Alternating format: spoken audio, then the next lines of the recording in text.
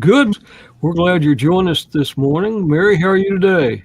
Great. How are you? I'm doing good. Today we've got a special guest, and it's Mr. Dwayne Lee. And Dwayne is a photographer, and he's also a historian and works a lot over in France with tours, touring all the beaches and all the different places in France that happened on D-Day. So, Dwayne, welcome.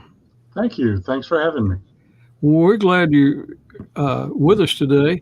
You are a member of Roll Call and have been for a long time, haven't you? You've been About 4 years, 4 to 5 years. okay. That's a pretty good long. I think Mary and I've been there 6 or 7, but 4 or 5 years. How'd you find out about Roll Call? Well, it was one of my customers that brought in an art piece that he had put together for the family of a World War II veteran that worked his land out in East Texas, and he wanted it photographed. It had the gentleman's DD 214, a list of all the campaigns he had been involved in, as well as the medals that he had earned in World War II. And so he wanted it photographed. Well, I had to convince him I had to take it out of the frame and out of the glass because it wouldn't photograph right. Took me a while to convince him it'd be all right. I'd put it back together. And so he left it with me. And as I'm putting it back together, I see down in the lower right-hand corner, prepared by William F. Latham, U.S. Army Major General, retired. And I went, holy smokes, this guy's a Major General. And when he came back in, I approached him about it, and I said, you didn't tell me you were a Major General. And he said, I didn't think it mattered.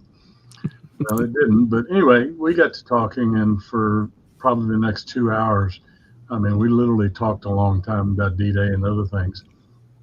He invited me to roll call, and I'll never forget that first meeting. I sat right next to an Army medic, Santiago Diaz, that was at that time 102 years old. Yeah. That I'll never forget that moment because that was awesome. And I've tried to make every meeting since. And I think he passed away at about 103, didn't he? Right. It wasn't shortly thereafter. Yeah. Yeah. And so you are a photographer. You have one of the only brick and mortar photography businesses in the Metroplex, or one of the few, don't you? One of the few. They seem to be dropping like flies, but most everybody that is still in photography is working out of their home now. Yeah. Or, like don't want to slam anybody, but we've got a lot of photographers that Yeah. do these things. Everybody's a photographer now. Yeah. And So you've been in the business a long time, back whenever there was film. just 47 years. Yeah. I learned on film, learned how to get it right in the camera instead of shooting 16 shots to get one. Yeah. Yeah. And so you've seen a lot of changes in photography over those years. I mean, Ton of changes. you had to, I do boxing photography, and it just amazes me to study the photographs of the real photographers, the guys that did the shots with just film. They just had 36 exposures on a roll, and they couldn't go take 1,200 pictures in a night. They had to make them good the first time. It'd be expensive if they did. It would be. It'd be a lot of film to haul around. Yep. And what's the name of your company? Southern Flare Photography. Okay. Kind of taken after the last name of being Lee. Okay. He does great work too. When we got that piece of the U.S. Arizona given to us for Harmon before Harmon passed, his brother, of course, Robert Moody, was on the USS Arizona, and we got that, and Dwayne took that and framed it. It's incredible. It's in the mobile museum. So if the mobile museum's ever out and about in your area, take a look at that. But it is just beautiful. You do such great work, Dwayne. Thank you. I mean, just the honor of being able to hold a piece of the Arizona was, sent chills up my back. And the fact that it was not any bigger than my hand here and weighed probably 4 pounds. I mean, it was heavy. So it was awesome. Yeah. Thank you for doing that, Dwayne. We appreciate that. My pleasure. Now, you were a military brat, correct? Yeah, my dad was he enlisted in the Army Air Corps back in 42. They sent him straight to flight school because they needed pilots all over the place. And at the age of 18, he got his pilot's license, flew C-47s. And as it turns out, trained many of the glider pilots that landed in Normandy, as he found out later. Mm. But at the end of the war, he was a first lieutenant at the time. He got out like so many people did and went down to Brady, Texas, where my mom and 2 sisters were living, and along with his parents and her parents, and couldn't find a job for 3 months because, all the military getting out. And so he went back to the Army Air Corps and says, "Can I get back in?" And I said, "Sure, but not as an officer." And he said, "Well, what you got?" And he said, "Master Sergeant." He says, "I'll take it." So he spent the next 19 years, retired 65 as a senior Master Sergeant. Okay. And no more flying after that, or did he fly on the side? Or He didn't fly after that. I don't know why he didn't take up maybe it's just too expensive. I don't know. Never asked him. And there's so many pilots like that. There are pilots in the military, helicopter pilots and fixed wing. They get out, and that's the last flying they ever do. So, yeah. And he inspired you to go in the military, correct? Or did Uncle Sam in the draft? Or Well, I never made it quite that far. I was when Vietnam was hot and heavy. I was in school at UTA, had my 2S deferment, and everything was going hunky-dory. And my junior year at UTA, I get reclassified as a 1H, 1 holding, by the Selective Service. And I called him up and said, "Wait a second, I'm supposed to be a 2S. And he said, "No, you've already served your 1 year of eligibility." I said, "What?" Anyway, I served my sophomore year in college as a 1A, but because of my number was so high in the draft, they didn't call me. that's good. But I would have gone in if they'd asked, but didn't want to at the time. But your dad's the one that really inspired you to start studying history and the war. And Yeah, just seeing all of his military stuff. Of course, growing up as a brat for 15 years, going to different bases all over the world, Maine, the Azores, Bergstrom Air Force Base in Austin. You see a lot of different things that a lot of kids will never see. And I was thankful for that. But seeing the different stripes or insignias or stuff like that, just kind of, a little kid got interested in World War II. And then for some reason, D-Day just caught my interest more than anything, and it stayed with me all along. So it was in 2016 that I actually got to go over to Normandy for the first time.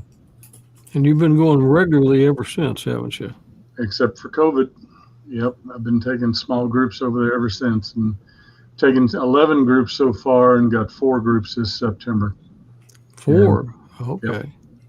So but they're small groups, 10 to 12. Yeah. We don't like it. We don't want the big bus opportunity. We just like 10 to 12. It's nice and intimate. So whenever you go, like for the 4 groups, you just stay over there for 4 weeks then, or? Well, I have, and the company had been working with takes a break between the 2nd and 3rd week, so it ends up being 5.5 weeks if I stayed over there the whole time. Yeah. Well, this year I'm flying home after the 2nd week and flying back for the 3rd week because they've got that break in between.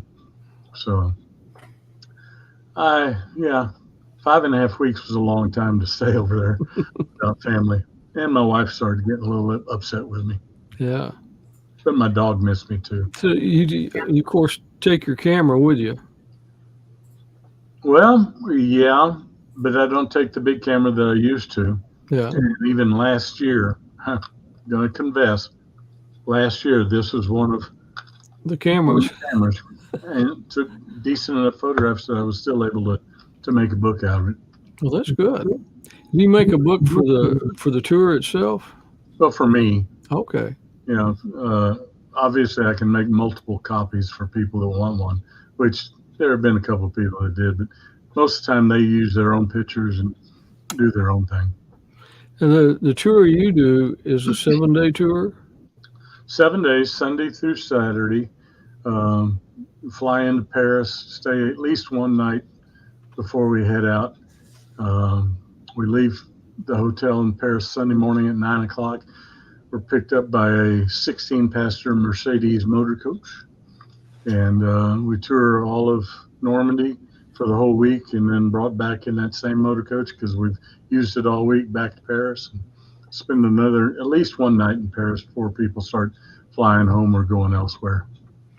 So it's you want to allow 9-10 days total. And those tours book up pretty fast, don't they? The 4 weeks that I've got in the September have been booked up for over a year now. My By goodness. the time we get there, it'll be about 18 months. And so we just opened up the dates for next year, 2025. We're going to do 2 weeks in June and 2 weeks in September. Kind of Okay. split it up a little bit. How's the weather in the summer over there? Imagine Portland, Oregon, Okay. because it's on the same latitude as Portland, Oregon. And it is in June, it might get up into the mid 80s, maybe. It rains occasionally, but usually it's about a 15-minute spurt and then it's gone. And it's right close to the English Channel, but it's also fairly close to the Atlantic Ocean. It's on the continent peninsula, and it's real nice though. I mean, we encourage people to take different types of clothing, including maybe even a windbreaker and stuff like that, to layer a little bit. In the evenings, it might get down into the 50s. Yeah. So I lived in Monterey, California for a couple of years, and 65 was a hot day, and in the evening it'd get down, in the lower 50s, upper 40s. So yeah, 2 years ago when we went in the end of July, it was an anomaly because we arrived. We arrived in Normandy, and it was 102. And the chateau we're staying in does not have air conditioning. So we had little box fans, but that's about it. a little bit uncomfortable. Oh, Yeah, yeah. they're not used to that temperature over there, so they don't really have Right. it's kind of like living in the north and you don't have all the right, not everybody has air conditioning and everything, right? Yeah, in Paris, the major buildings and the hotels, they all have air conditioning, but out in the country like Normandy, it's rare to see an air conditioning unit outside the building. It's rare. Well, let's talk. The wind is good because at nighttime you can open up a window in the bathroom, a window in the bedroom. There's plenty of circulation. And 55, 60 degrees, that's pretty chilly. And whenever you do your tours, let's just take a look at this map. You go to all the beaches. Yep. So you take them in any certain order, or you go from Utah around the Sword? It's very systematic. What I ended up doing was Google pinned on a map every spot that I wanted to go see. And then it literally divided itself up into 4 sections. So we've got the Utah Beach area, the Gold Beach, the Omaha Beach area, the Gold Beach area, and then Juneau and Sword together. So it's 4 distinct days that we spend in those particular areas. And we've changed it up a little bit in that on Sunday when we leave Paris, we actually go straight to Gold Beach and do Gold Beach, Armanche, and the 360-degree theater, as well as the Longueuil-sur-Mer gun battery, because that was a day that we just had too many things going on during the week that we couldn't stay as long as we wanted to in all these places. So I took Gold Beach and put it on Sunday, and then you might see Bayou, the town a little south of there. That's where we're going to be staying starting next year, and that'd be our headquarters basically. And we'll just travel out from there to each of the beaches like the itinerary describes. You see the town of St. Lo down in the lower left-hand corner. The chateau where we've been staying is about 4 miles south of there. And it takes literally an hour to get from the chateau to any of the 5 beaches. And so by staying in Bayou, we're going to be literally within minutes of any of the beaches. The east-west roads are great. The north-south roads really are not that good. And you hear some of the memorials are along the beaches too, aren't they? And some of the cemeteries. They're all over Normandy. What I did was when I Google pinned and then had the map tell me to go to the furthest place away and work our way back to our origin. There's so many things in the country, especially around St. Mary-Glise, the Lafayette Bridge, Carentan, St. Lo. There's so many things out there that were just as instrumental as the invasion itself, the battle for Normandy. There's lots of things out there to see, more than you can do in a week, literally. I would love to spend 1 week per beach area, because there's so much more to see than just the areas that most people know about. And from the kind of the eastern border of Sword Beach all the way around to Utah Beach, how far is that? Only about 55.5 miles. Okay. Imagine going from Garland to White Settlement. That's how wide that area is. That's a lot of beach to cover, isn't it? Yeah. The beaches, especially if you're invading. Yeah, the beaches themselves, like Utah Beach is about 4.5 miles wide. Omaha Beach, the biggest one, is about 6 miles wide. Gold is about 5, Juneau's about 5, and Sword's about 4.5. And in between are a lot of bluffs and cliffs and stuff like that. So it's not, they didn't have to cover 100% of the area because there's nobody going to be landing in front of a cliff, except for at Point Dock. You know, they didn't think anyone would try to land there and scale a 100-foot cliff. Is that where the Rangers landed? 2nd Ranger Battalion, Colonel James Earl Rudder from Texas A&M fame. Yep. And so on this map we're looking at, the brown areas, are those the cliffs? Or no, those are the beaches themselves. Okay, those are the beaches, and the rest of it's the cliffs. So yeah, okay. or tall bluffs. And even on the beaches, the bluffs and the cliffs are further inland. So like on Omaha Beach, there were only 5 what they call draws, or little valleys in the cliffs that give you an exit off the beach. And so they obviously had those. Go back to that other one, that previous map, if you will. Okay. Well, no, it's not that one. I'm sorry. I think it's one after the one you just showed. Not that one. Not that one. One more back. Keep going. There you go, right there. Those little red semicircles are the strong points that they had 88 millimeter guns, 75 millimeter MG42s, mortar emplacements, you name it. They had them all in there because they're right around the draws.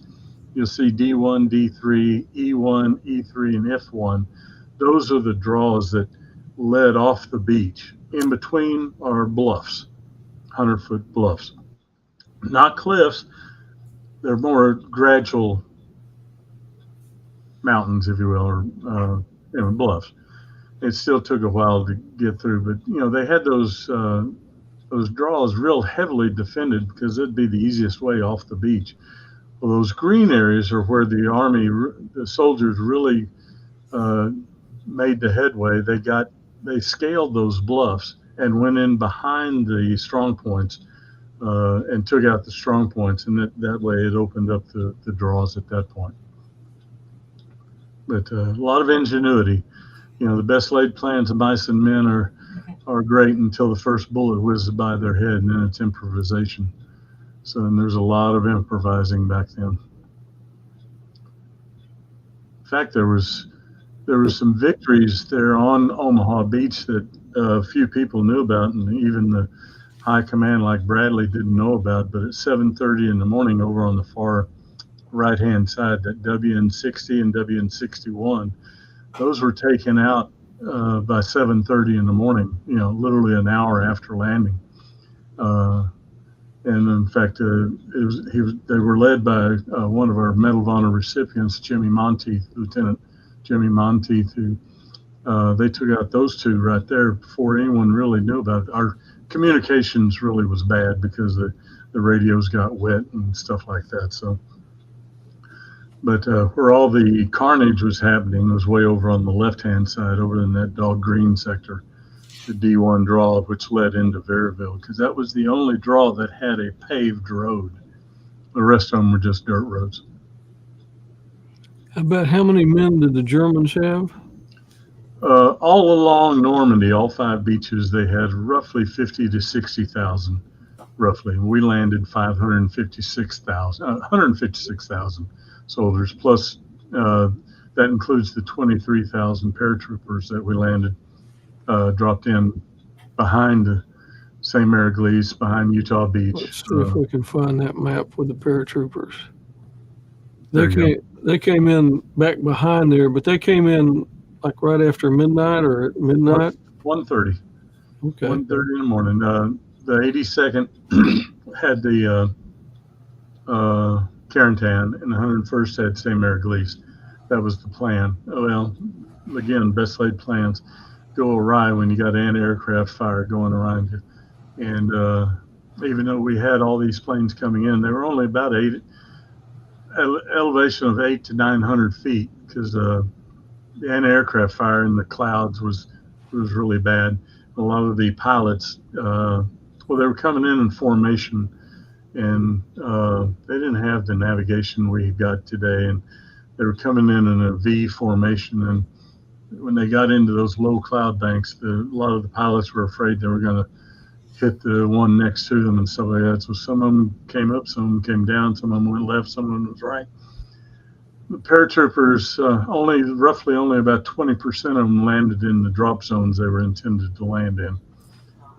Some landed as much as 20 miles away from where they were supposed to drop. And then on the eastern edge, the British 6th Paratrooper Division dropped in somewhere roughly around the Pegasus Bridge. And that was Sword Beach, back behind Sword Beach? Exactly. You see the little parachute thing right there, just north of Caen. And the French, there were some French that fought with the British too. Yeah, the Free French army that escaped as Germany was overtaking France. They went to England, and de Gaulle got them all rounded up, and you see that little French flag right underneath the British flag, and they had one regiment that helped on Sword Beach. Yeah. Okay. What is this? This is the on Pointe du Hoc, the Rangers Monument or Memorial. It's in honor. It's like a dagger in honor of the 2nd Rangers that took over Pointe du Hoc there. 225 Rangers landed there, or almost landed there. Some of them were killed out in the channel when mortar hit their boat rather. But 225 Rangers were sent to take over Pointe du Hoc, and only 70 of them were battle worthy after 2.5 days when they were relieved by the 5th Rangers. But they had to scale 100-foot cliffs, which was just, if you go there and see those cliffs, you'll see it. It took a real strong will to be able to do that. They had rocket-propelled grappling hooks that shot up and got on top of the cliff to hold them, and then they scaled it with ladders. Even the London Fire Department loaned them some extendable ladders so they could use them as well. I was watching a documentary about that, and they had those grappling hooks, and I guess they shot them up. to try to scale the cliffs, but a lot of them were falling short. And they did some tests to show that what happened was the rope got wet, and so it wasn't as light as it was whenever they were training. That's exactly. It wasn't making it all the way up there, so they were at a disadvantage because of the ropes being wet. But yeah, they practiced all this over in England, actually up in Scotland, but they didn't have the rough seas that the English Channel had. So and it's the same way with the dual duplex tanks, the ones that could swim. They practiced those in England on lakes. Well, you don't have waves on the lake like you do in the Channel, and that's why so many of the tanks sank before they got to the coast. do you have any idea how many casualties there were before they hit the beach, or as they were hitting the beach? Not really. On the eastern edge of Omaha Beach, 32 of the 36 tanks sank before they ever got to the beach. And on the west side, only 4 sank because it was better covered by the way the beach curved around. But no, they lost a lot of people, especially since they landed at low tide, which means the low tide mark was about 900 feet away from the seawall, 3 football fields for another reference. They lost a lot of people when the Higgins boats would hit a sandbar and they'd have to unload their troops. Well, some of them would sink down into some water that, it's not a level beach all the way. And some of them would end up sinking down into water that was 8 to 10 foot deep. And they didn't have quick release buttons on their equipment and all. And so many of them drowned because it was just too heavy. Pulled them under. Same thing happened with the paratroopers that landed behind Omaha. Because the Germans had flooded some of the area too, hadn't they? Exactly. They'd flooded a lot of the areas. But no, historians have argued a long time about how many casualties there were, specifically on Omaha Beach. I think it's closer to 4,000. The general rule is they're saying 2,500. But if you consider that in the American cemetery there in Normandy, there's a wall of missing that has 1,506 names on it. And these were people they never found. They either drowned or got blown to pieces or whatever. So you figure 1,500 plus 2,000, that's closer to 3,500, 4,000. Now on Utah Beach, we only lost 197. Gold Beach, they lost about 800. Juneau Beach, the Canadians are emphatic that they lost 1,043. They've got exact numbers. And then on Sword Beach, which was a pretty good beach too, they only had 600 casualties there. A lot of casualties. Oh, a whole lot of casualties. But it was a whole lot better than what the planners had envisioned. They had actually planned on a 50% casualty rate of KIA as well as wounded. And that number fell quite short to that, thank goodness. That's a blessing. And this is Armanch, which is right off Gold Beach, part of Gold Beach. And you can see the cliff down there. That's very much like what's in between all of the other beaches. And that's also exactly what Point de Hoc looked like. But this little town called Armanch is where they put one of the 2 temporary harbors that Churchill had actually come up with the idea of having these floating harbors that would go way out into the channel. The deep draft ships could unload their equipment and stuff out there, and then they had pontoon roadways that led into town. And the 3 bunkers you look out into the water, those are the remnants of the Phoenixes and the caissons that were used in the harbors themselves. But part of the British memorial is a brand new memorial that they just established a year and a half ago, they actually built a real beautiful memorial, and this is a statue there that's really emblematic of the type of soldiers that were there. Now, my favorite, C-47, because my dad flew them. This is one that's located at Maryville Gun Battery, actually over just outside of Sword Beach. It was one of German strong points, had 455 millimeter cannons aimed toward Sword Beach. But they've got this one C-47 there that you can actually go up into and tour it and all that, but only on Thursday afternoons, because that's the only time that the volunteers are there. But this is a type plane my dad flew. Wow. Cool.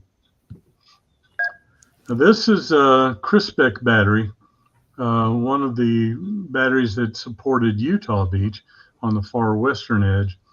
All these gun batteries were about 2.5 to 3 miles inland. So the main reason was they didn't want the naval guns to be able to see them. So they had these things far enough inland that they couldn't be seen by the Navy, but they had their spotters on the coast. So the spotters would radio back to the gun batteries, tell them where to, what coordinates to land a shell in. This is one of the bunkers that housed one of the 4 that's in this gun battery. This particular bunker, they call them casemates. It had a little unfortunate accident after D-Day, actually. Germans had blocked themselves in there when the 82nd Airborne was in there to silence his gun battery, and they'd bunkered themselves in there. And one of our guys threw a hand grenade in through an opening, and in fact hit the magazine room, and it blew up from the inside. Mm. You can see some rebar there in that opening on the upper right-hand corner. Mm-hmm. But these casemates, they had walls anywhere from 3 to 6 foot thick of reinforced concrete. A 500-pound bomb could land on top of it, and it would do some damage, but the gun and the people inside would still be operational. And it's not to say that the people inside wouldn't get a headache or a concussion, but at least it wouldn't kill them. Yeah. And you can go into these bunkers as well. One of my favorite areas to go to is the American Cemetery there at Normandy, where 9,388 soldiers are soldiers and nurses, actually. There's 4 Army nurses that are buried there as well. They were not killed in D-Day. In fact, not all 9,388 people that are buried there were killed on D-Day. This is a cemetery for those that were killed during the battle for Normandy, which was what they say the 100-day battle for Normandy. But the bocage and the hedgerows outside of the beaches themselves were where we lost a lot of people. But that was pretty tough fighting in the hedgerows, wasn't it? Yeah, we had not planned for anything like that. We really didn't know about that type of fighting, and the Germans could hide in those things, and you'd turn a corner, and they would wait until they had a majority of the targets in sight before they'd open up. But 69% of those that were killed in Normandy were brought back to the United States by request of the families. 31% were laid to rest there. Who's this man? That's my daddy at age 18. Just got his pilot's license. You can see how happy he is. He's just one happy dude. And I've got one of his logbooks and a few other things at home that I was able to keep. Is he from Brady? Yep. Okay. So he was actually born in Mulligy, Oklahoma. Mulligy, Oklahoma. My granddad, his dad, was working for Ma Bell at the time, and that's where they sent him down to Brady and Brownwood area. And so he grew up in Brady, met my mom in Brady. In fact, Brady's a nice place. A lot of deer hunting goes on in Brady, doesn't it? Yeah. That's one of the big industries there. Colonel Rudder, who from the 2nd Rangers, who scaled Pointe du Hoc, he he was my dad's high school football coach. Was he really? And Mrs. Rudder was my mom's English teacher. Mm, So small world. it is. So that's my dad 3 years after that previous picture was taken. He was first lieutenant, and he was getting ready to get out. This is his portrait at the end of his career. You can see how much he grew up, I guess. He grew up a lot.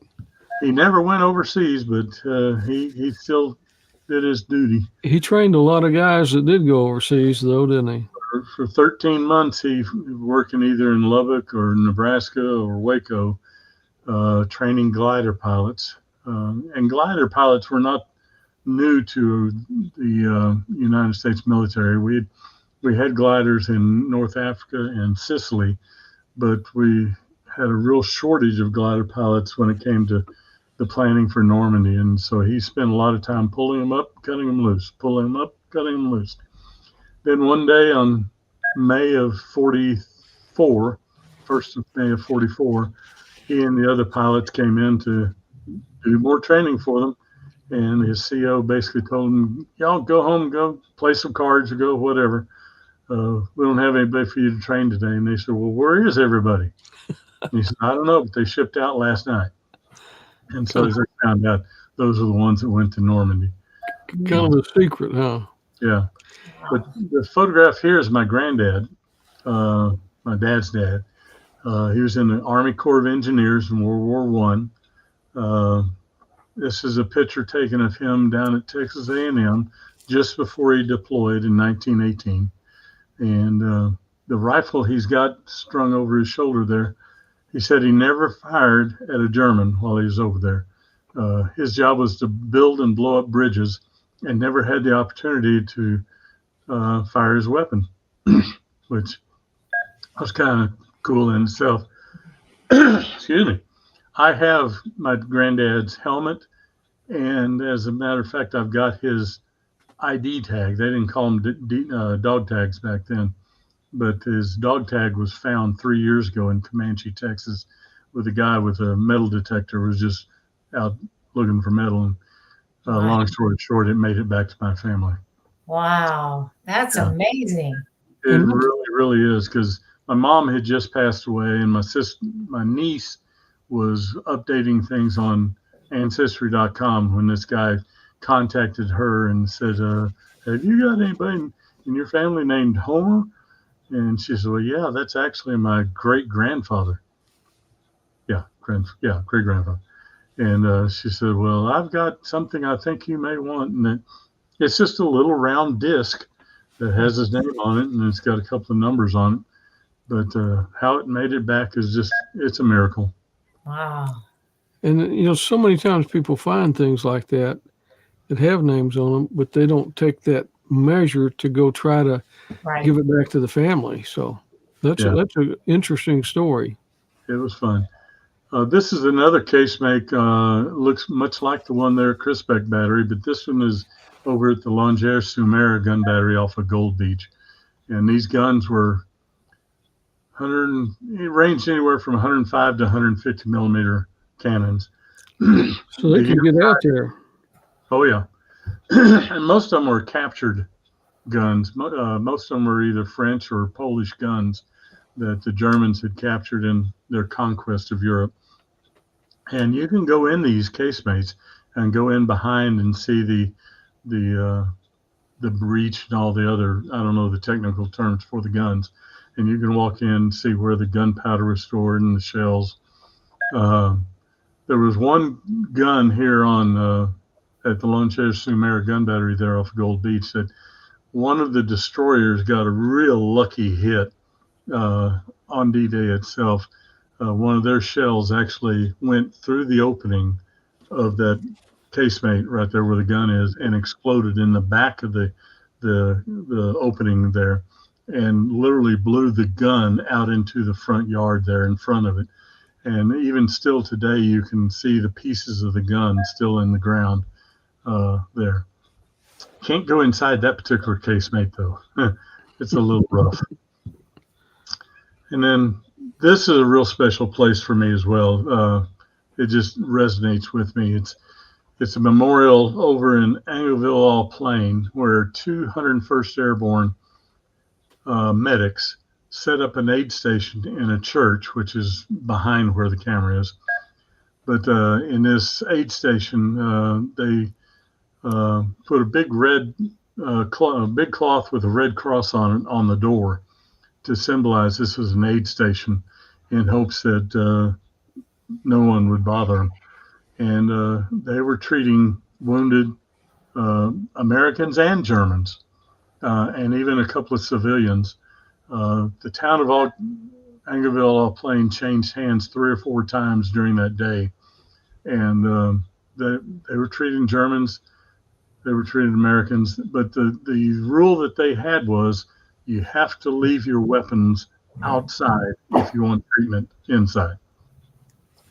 And so that they pretty much did that. And that there was one big scare, actually 2 big scares. One, a mortar round came through the roof of the church and landed a foot away from the one of the medics. Unfortunately, or fortunately for him, it was a dud and didn't explode. But some of the plaster from the ceiling did hit him in the head, and he actually got the Purple Heart for that. So it's kind of interesting. But sometime during the fighting that day, a big old German soldier, like Arnold Schwarzenegger, big guy with a big machine gun, burst through the door and was getting ready to shoot everybody. And he realized there's Germans in there too. He just made the sign of the cross and left. And they found out a couple of days later he was found dead somewhere else. But that's a real special place because in that church you can still see the blood stains on some of the pews from some of those wounded. This is an aerial view of the American cemetery in Normandy. You can see off to the left, it's real close to Omaha Beach, about 100 yards roughly. The area and size of this this cemetery is about 173 acres, 172 and a half to be exact. The entrance is on the far end down there where the big white colonnade is, and the chapel's right there in the middle.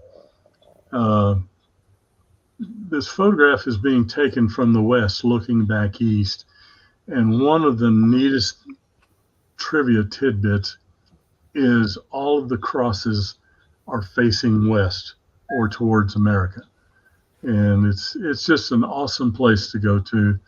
You might be able to see down there near the entrance, the colonnades down there, you see the 2 flagpoles.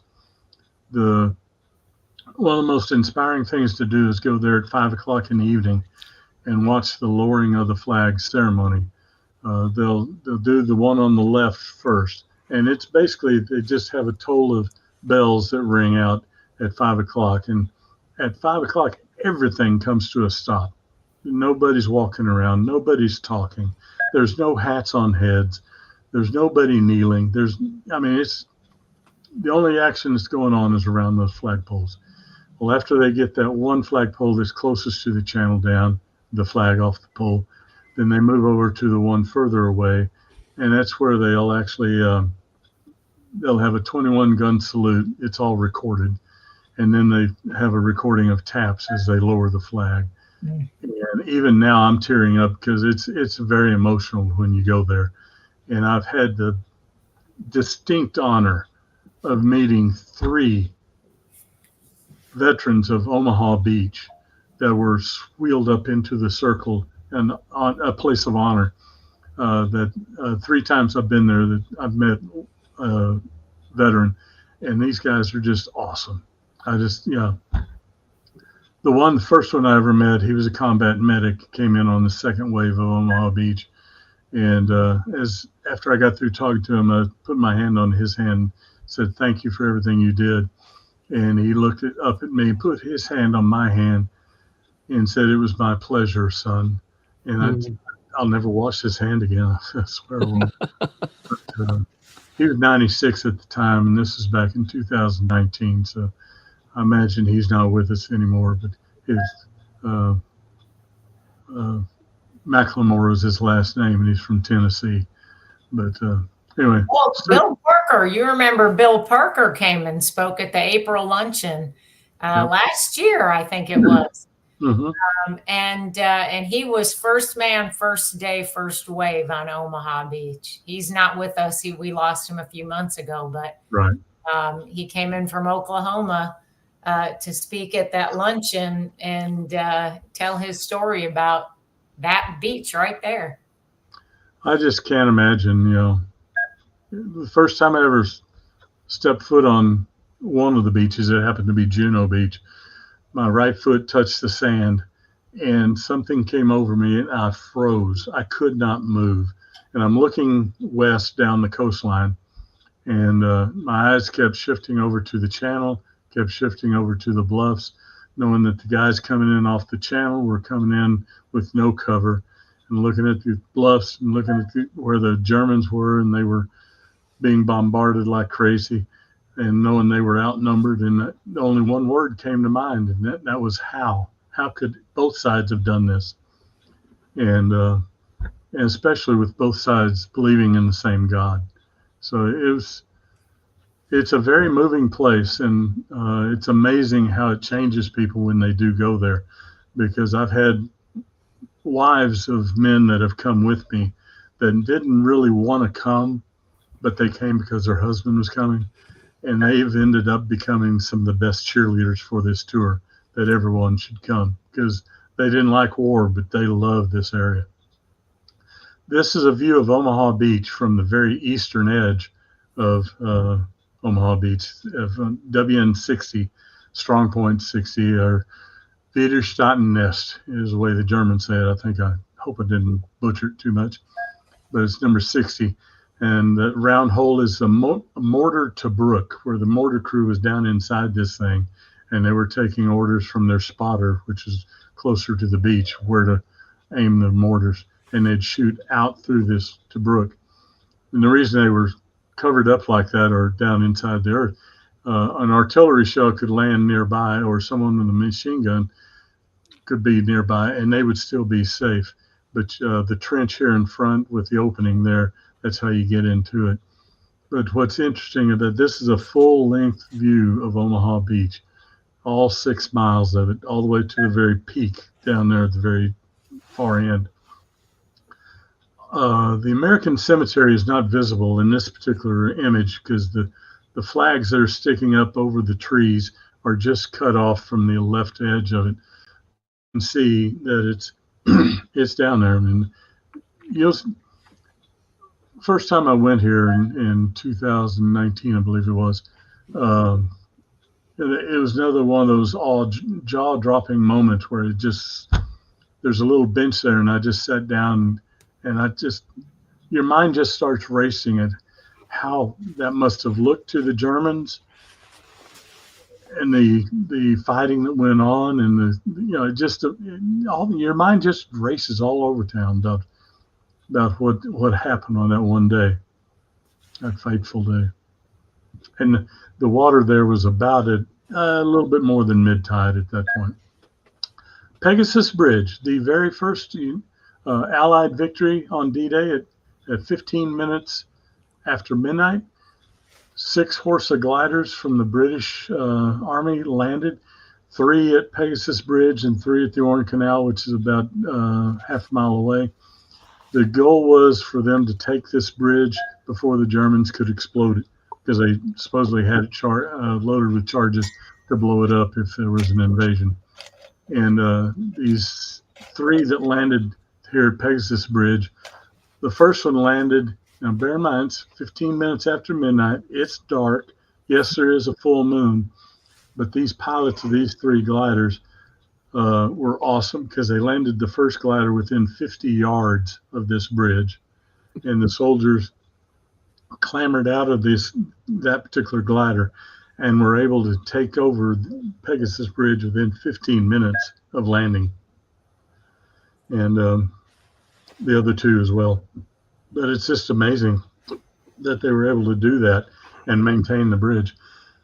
However, this is not the original bridge. The original bridge has been moved about 100 yards to the south, to the Pegasus Bridge Museum.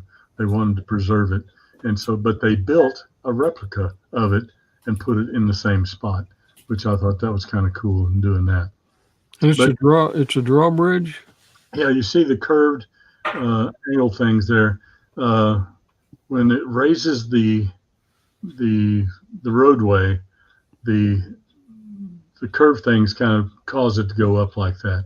This is actually a man-made canal, which big ships, or I say big ships, ships with deeper drafts could navigate, whereas the Orne River, which is about 400 yards or half a mile to the south, it's a regular river, and it wasn't deep enough for regular ships, but it did have a bridge going across it that had to be secured as well. But it's a neat thing. Oh, an interesting story here. Lord Lovat of the British had his own personal bagpiper with him when they landed on Sword Beach. And as they were getting off the landing craft, it was probably in the second wave, Lord Lovat told his bagpiper, start playing. And so as the bagpiper's coming in on the beach, he's playing this bagpipe. And all the way in, all the way to Pegasus Bridge, he's playing this bagpipe. And this is about I'd say probably a mile inland is where Pegasus Bridge is. But he said when the soldiers there that captured Pegasus Bridge heard the bagpipes coming, they were just over because they knew reinforcements were coming, and they were running low on ammunition and even men. But a couple of the German POWs were asked, well, why didn't you shoot this guy? The sound was so horrendous to you. And they said, well, they all thought he was crazy, so they weren't going to waste it. But this is Piper Bill Mullins, and there's that particular statue of him is at Sword Beach.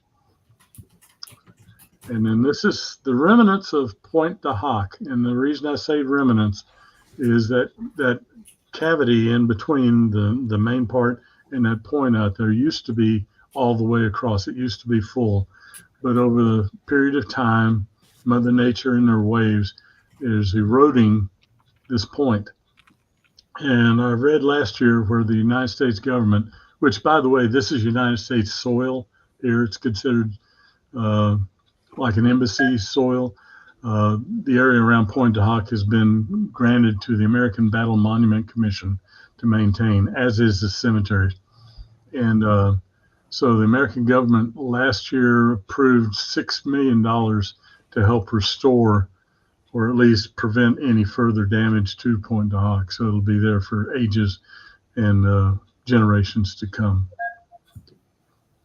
And then I'm sure most everybody's seen not Saving Private Ryan, but The Longest Day, and the paratroopers that dropped into St. Mary Glees during a fire that was going on just off the town square. And there were three of them that got hung up on the church steeple, like you see there. One of which was Private John Steele, who was played by Red Buttons in the movie. This is not the spire that Private Steele got hung up on, but the other one, the one he actually got hung up on, is 180 degrees on the opposite side. But the French put this mannequin in parachute on this one because this is on the tourist side of the church steeple. And so that's how they get people to recognize the place. But you can see how close he is to the opening for the bells. And it is true that Private Steele did lose his hearing for quite a few weeks because the bells were tolling because of that house fire that was going on about 100 yards behind the camera there. And but he was eventually captured. He was actually shot in the foot, and he played dead until some of the Germans got up there, and then they realized he was alive. But he did escape like 4 or 5 hours later. So, but the town of St. Mary Glees was pretty much under our control later on that morning anyway. So it was another victory.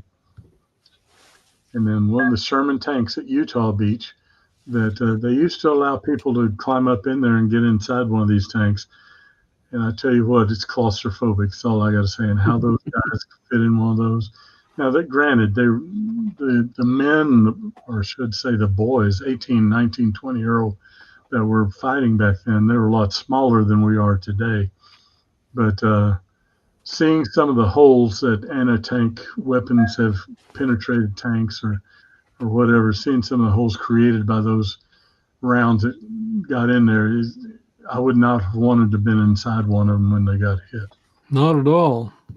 And they, this is a British tank, and it had a little bit more armor. This one's over. This one's at a place called the D-Day Experience near Carentan.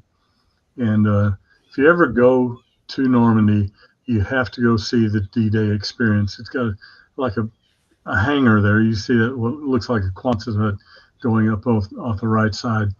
They've got C-47, most of it, fuselage and one wing in there. You go in there and sit down, strap in, and you actually get the feeling of, you get immersed into this. You get the feeling of the engine starting up, the smell, the takeoff, the flying, the anti-aircraft banging all over, of course, lights and everything going off. And you can see the ships down in the channel as you're flying over. It's a very, very worthwhile experience to go to the D-Day Experience. And this is right next door to the what's called the Dead Man's Corner, which was named for a tank commander that he'd brought, an American tank commander who had brought his tank into this little village. And it was pretty quiet where they were, and he was trying to get bearing for where he was. And he came up out of the hatch, and a German sniper hit him, and he fell over forwards and actually onto the gun barrel and laid there for 3 days before anybody bothered to take him off. My goodness. They call this Dead Man's Corner. It became well known for that. And this is on Utah Beach as well. Utah Beach was a lot flatter than all the others. And these little round discs there are machine gun to Brooks, where the machine gunner would come up through the middle, and their gun would be on that round thing, and they could circle around as they were firing. They had these things about every 50 yards or so, and they could have all kinds of crossfire going. These didn't last very long. We pretty much took them out with our 4th Army group. So it wasn't very heavy. The Germans didn't really land there. They didn't stay there long, did they? No. But this was one of the least defended beaches of all the beaches. And this is the beach that General Theodore Roosevelt Jr. led his troops onto shore, much chagrin to his superiors. And you started your own company effective next year. Yep. Overlord Adventures. Yep. And you're going to be giving some tours. You have 4 lined up for next year. Is that correct? Right. 2 in June and 2 in September. Because the company I'm working with right now, they're backing off. They're retiring a lot. And they had actually created this trip for me to begin with.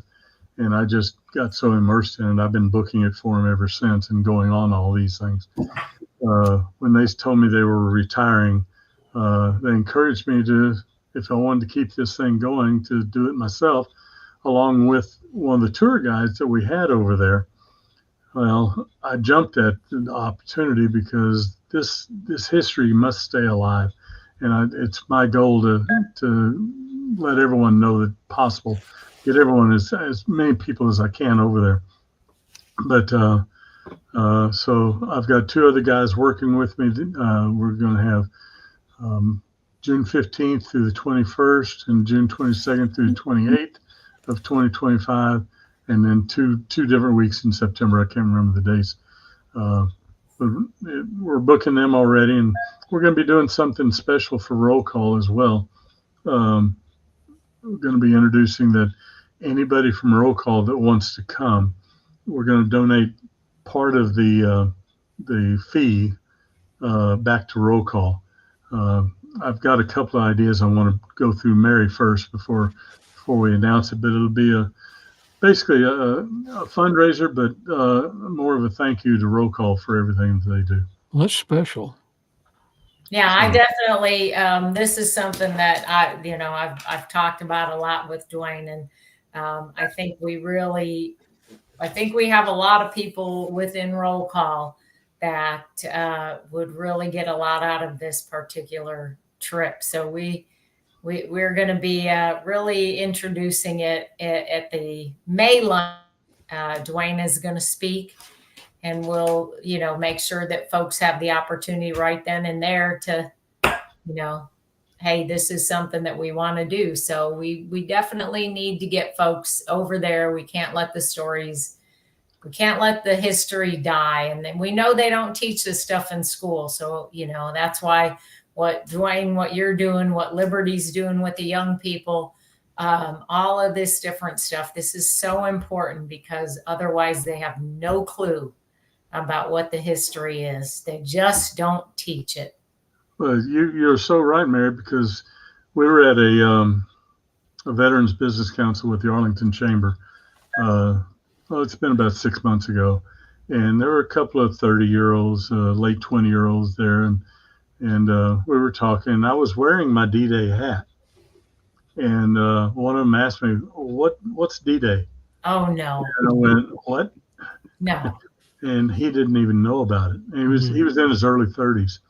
And so that just fueled the fire for me to, if I could move over there and have people come over there all the time, I'd do this every week of the year. But unfortunately, they don't have everything open all the time. So there are some prime times. But this year we had to move it to September because of the Summer Olympics. And like I said, this one sold out a year ago. It's all four. We've got 46 people coming. There's only 48 spaces, but they left 2 spots open for a contingency. So I anticipate that when we announce it to roll call, or it may already be out there now that they're seeing this, that it'll probably book up fast. That's exciting. I encourage anybody. It doesn't even have to be on your bucket list. You need to go. Yeah. How many times have you gone? Well, I've taken 11 groups, and I've been over there 12 times. Okay. So this year I'll have 4 more groups, and I'll keep doing 4 or more. That's one of the reasons why we had 2 weeks in June, 2 weeks in September. If we need to add weeks in July and add weeks in August because of the interest and the people wanting to go, we're prepared to do it. And if we get enough people that we can just make what we call roll call weeks, where it's only roll call people, I would love that. And that's one of the things I want to talk to Mary about, because I've talked it over with my 2 partners, and we're really interested in helping roll call out. I don't think we'll reach the level that Paul Schwartz did, but that was amazing. I'm so happy for Paul and the gentleman that jumped in there and matched the funds. That was awesome. That was really good. A real blessing. So Absolutely. Overlord Adventures, you can go to their website and check them out. And are you starting to book now for that? We've got quite a few interests coming in already. I do want to point out, only because I don't want people to get too surprised or challenged, it's overlordadventures.net. I shouldn't even say that. Don't do say it, because everybody's going to do it. If you do .com, you're going to see a Chinese porn site. So don't do .com. Yeah, don't do .com. Got it. Do .net. But we've already got people that are. I've even got one group of family that wants to bring all 6 of them over at one time. I know you're excited about this new chapter in your life. Absolutely. Yeah. That's great. It's really great.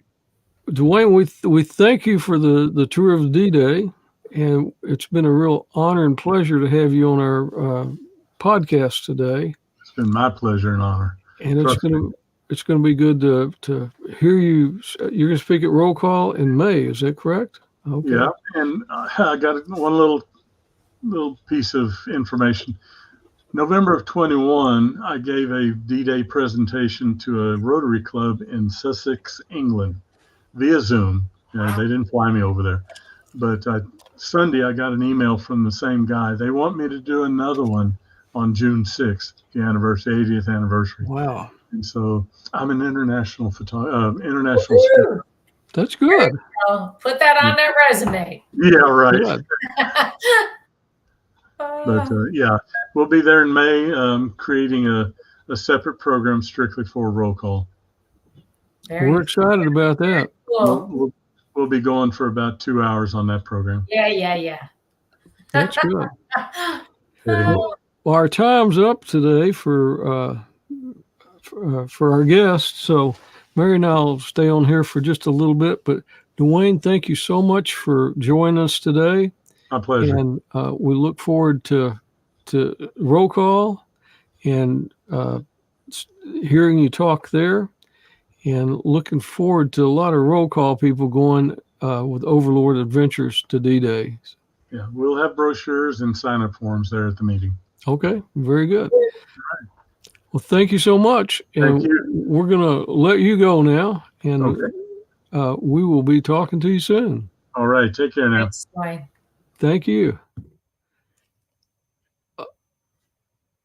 There's Mary. There I am. Yeah, that was exciting, wasn't it? Yeah, I think it's it just, it sounds like one of those things that you think you're prepared for, and then you probably get there and you just, the magnitude of what you see is just gotta be something. Just watching the documentaries about D-Day and all the people, that participated in that, and then to think about all the people that perished, both the Americans and the British and the French and the Germans. So Crazy. So we got roll call coming up this month. The 23rd, and we already are over 300. So there are, a little more than 100 seats still left, and we just opened it yesterday morning at 8 a.m. It's going fast. So people have come to understand that you have to RSVP very early, but we're still having trouble with people understanding that they are guest number one. So, I'm going to have to go through this list because there's some folks that have themselves in and somebody else is the guest. They're just all kinds of craziness happening. So it's really not hard if they just remember that when they go to the link to RSVP, they are guest number one. Doesn't matter what the one with the circle and the name next to it says, because that will change when you enter the guest information. But they are always guest number one. And then if they're bringing anyone, then they're 2, 3, whatever. If they just remember that and just keep pressing, it just is really simple. It takes about 3 to 5 seconds to do it. So, you go to our website at roll-call.org. Right. And there's a place for reservations and there's a place for donations. So yeah, you can do both. Yep, absolutely. These things don't run themselves. Right. Corporal Don Graves is going to be the speaker. He is. He is going to speak this month. Because it was in February 1944, 45, which was it 44? 45. 45. It was 45. Yeah. 45. It was right before the Japanese surrendered, right? Yeah. Yeah. Because he was getting ready to go on, and he'll talk about that, and to occupation of Japan, but the war ended in the Pacific, and so he didn't have to do that. That would have been a mess if we'd had to invade Japan. So yes, a lot more people would have died. So that's right. Yep, it's going to be a great lunch. That's good. We're looking forward to it. Yeah, me too. And have we got anything nailed down for the base for April? I meet with the Navy skipper, the new skipper, here in a couple of weeks, and hopefully we'll get all that ironed out, what we're going to do, but it sounds like it will be a go. I just don't know the details or what we're going to do that will be different, or if it'll all be the same. It all flowed so smooth the last 2 years. So hopefully, fingers crossed, prayer, let's make that happen. Yeah, I think he can do it. Last week I spent quite a bit of time with him in the afternoon, evening at the rodeo, and He seems like a really nice guy. Yeah, he is.